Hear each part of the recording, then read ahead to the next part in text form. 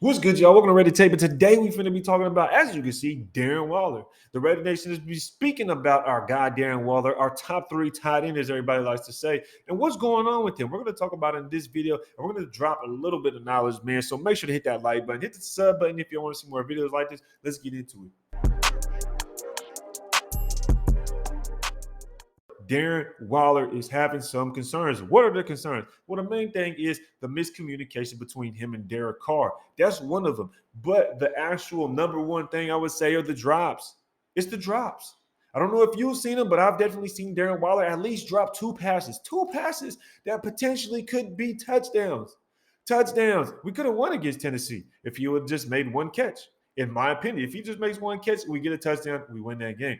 Now, last week against the Tennessee Titans, he did have some struggling times. And this past just weekend against the Broncos, he had a drop pass as well. And we're starting to see it fold over to the next week after week after week. And I don't really want to see that because you want to see the trend of him starting to make plays, starting to catch those passes that are tough and have a solid game to where you don't look back and say, dang, did he drop that pass or not? Because the Titans, I definitely felt that way. And against the Broncos, he really wasn't a factor. You look at his stats and you can see he went 3 for 24. Now, that's not a lot for Darren Waller. Darren Waller is the type of guy that's usually getting at least 8 for like 80 yards. And another thing is when you look at his numbers, you'll see that he got 13 receptions for 150 yards right now and 1 touchdown. Look back to last year, his first game when we played against Baltimore, he had 10 receptions for 100 yards and 1 touchdown.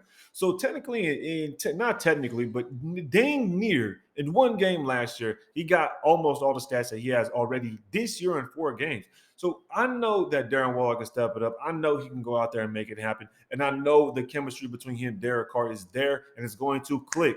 I mean, we've seen some things between Derek Carr and Devontae Adams as well not be able to click. And they're off there here and there. But I think as the season transpires, we'll see a lot coming from not only Darren Waller, but Devontae Adams as well, man. This isn't the type of stats that we're used to seeing him getting. Now, again, I do understand we ran a lot in that game, which we needed to, but it was balanced at the same time. Jacobs got to eat. Jacobs got to eat. You feel me? We had to get that dub. And I think that's part of the system. And as time goes on, I definitely see him starting to step it up. Him and Devontae Adams. Now, I'm not saying Devontae Adams isn't stepping it up, but I'm saying if we continue to play balanced football, running with Josh Jacobs and Josh McDaniels, showing that he's not stubborn, he's willing to change it up and continue and get away from passing it for a whole drive and then punting the ball, going out there, pass it, run, pass, run, pass, run, run. You feel me? So this is going to help Darren Waller. And I think over time, we're going to see what we're used to in him making plays. So I'm excited to see what happens next week going against Kansas City because,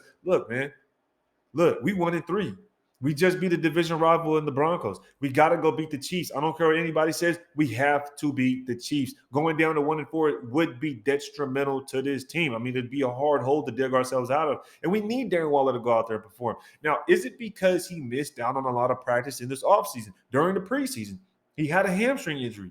Is that the case? Let me know in the comments why you guys think Darren Waller isn't the Darren Waller we're used to seeing. Is it because he missed that time? Is it because his hamstring? Is it because the new contract or just too much pressure?